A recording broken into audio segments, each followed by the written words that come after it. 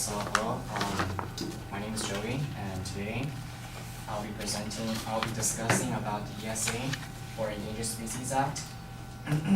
As for my claim, I will be arguing that the ESA, Endangered Species Act, has not been very effective in conserving species. To summarize this, what the ESA is, basically it is a piece of legislation signed by Richard Nixon in 1973, as mentioned by the law. As a result of our economic growth and development, untempered by adequate concern and conservation, this act was established to conserve and protect threatened or imperiled species from becoming extinct. And also, the goal of this act is to recover all endangered or threatened species to the point which the ESA is no longer necessary to further protect the species. So as an outline of my premises, I'll be discussing first, the ESA has not adequately reduced the number of listed endangered species. Second, the ESA limits the landowner's ability to make use of his or her own resources if a protected species makes a habitat there. So first, going back to my first premise, the ESA has not adequately reduced the number of listed endangered species. First, the ESA has only delisted less than 100 species. Some were due to extinction. On www.american.com, Jonathan Adler, a professor and director of Center for Business, Law and Regulation, indicated that since 4 decades ago, when ESA was adopted, there is enough evidence to doubt that whether or not the Act has fulfilled its promise. In 1973, only 78 endangered species were listed. Then by 1994, there were over 1,000. The number of listed endangered species were exponentially increasing. Since these 2 decades, it's August 2009, 1,320 were listed as threatened or endangered.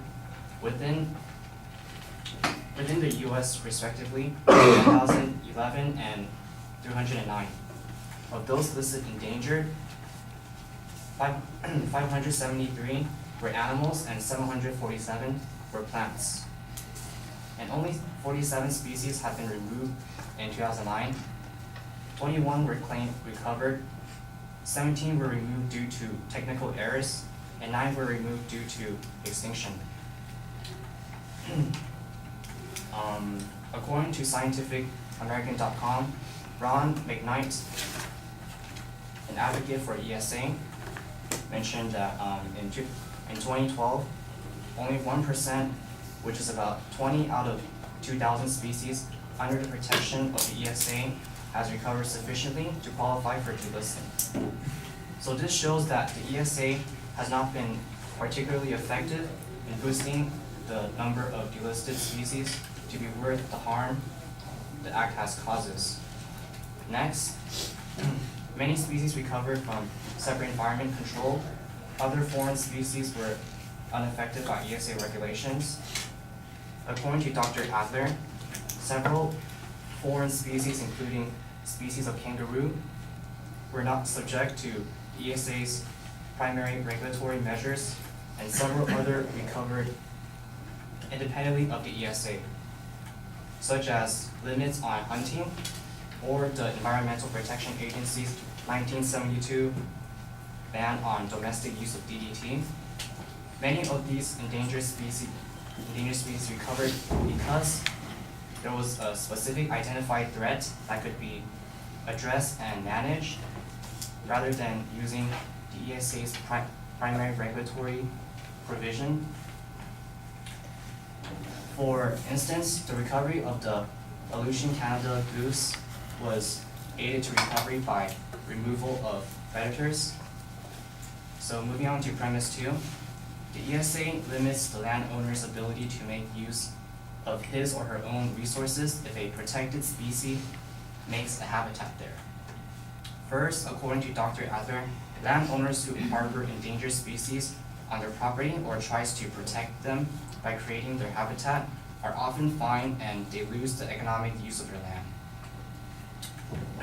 When an ESA protected species is detected on a private property, the regulation can direct how the landowner may use his or her own land.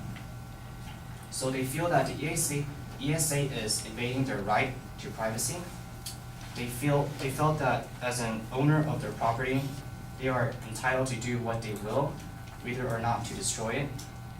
These private owners believe that the ESA is unreasonable and that it regulates their right to private enjoyment of their land. So in reaction, many property owners in areas of habitat choose the preventative and destroy anything that promotes the development and health of protected species. Others chose to not report the presence of protected species on their property and conceal any evidence, and by not permitting officials to enter their land. Next, private landowners are unreasonably fined for promoting resources that attract listed species. From nationalcenter.org, Bonner Cohen, a senior fellow with the National Center for Public Policy Research, mentioned that on August 2000, in the case of Ben Cohn Jr., whose father owned 8,000 acres of timberless land on the Black River in North Carolina, Cohn replanted the property with pines and carried out prescribed burns to control undergrowth, and thin his trees every 2 years to pay his property taxes and to return a profit on his labor. Over time, this tree grew to such a height that it would attract endangered red-cocked woodpeckers, which brought him to a direct conflict with the ESA. As a result, he was charged $1,425,000 in value of timber that he was not allowed to harvest under the provision of the ESA. In conclusion, as mentioned by Dr. Adler, the ESA has been a dismal failure, and in 25 years, the Act has yet to bring a single species off the list into recovery. And the question is not, should we be trying to protect species, or should we be trying to be sure that our environmental heritage is protected for our children? The question, he said, was that, are we doing a good job of it, and are we using the right policies? So I hope I have convinced you that the ESA has not been very effective in conserving species. Thank you.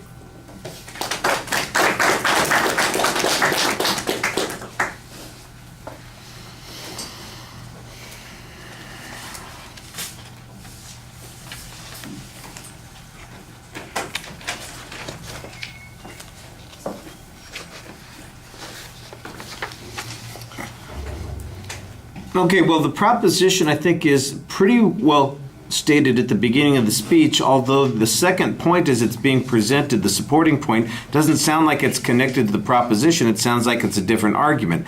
Now, in the body of the speech, I do think that there is an argument here explaining why that the policies of the Endangered Species Act are actually counterproductive to saving species, and you've got one example there that you use to illustrate that point, and then a lot of assertions, although there may be evidence for those points, but they never get presented. It almost sounds contradictory at one point, because it sounds like at one point like you're saying the ESA is not strong enough, and then conversely you're saying, oh, it's so strong that it's causing all of these economic problems for people. So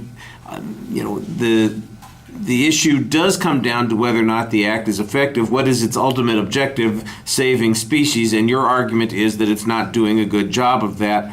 At the end, the quote that you use says it's not really a question of whether or not we should save the species, it's a question of whether or not these policies work or whether we should be doing something else. So the first question that pops in my head, is there anything that would have been more productive? I think that might have been a clearer controversy to maybe argue that some alternative that is being discussed would be more effective at doing this.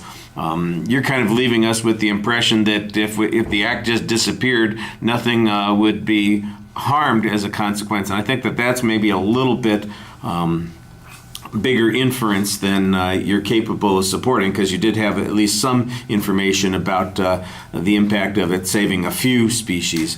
If there's a criticism about the widespread number of species that have been included in the process, I think that might be another place where you could make the argument a little bit more strongly. It's not delivered as effectively as it needs to be. It sounds like you're reading most of the time. Sometimes it sounds like you're a little bit unfamiliar with the terminology, and I think you really needed a lot more practice to build your credibility there. I did think that there was some good evidence that you had, and I thought you were pretty consistent about citing the sources, so that helps. It's structuring the argument and making clear what the inferences are that I think is a little problematic. All right, thank you. Eduardo.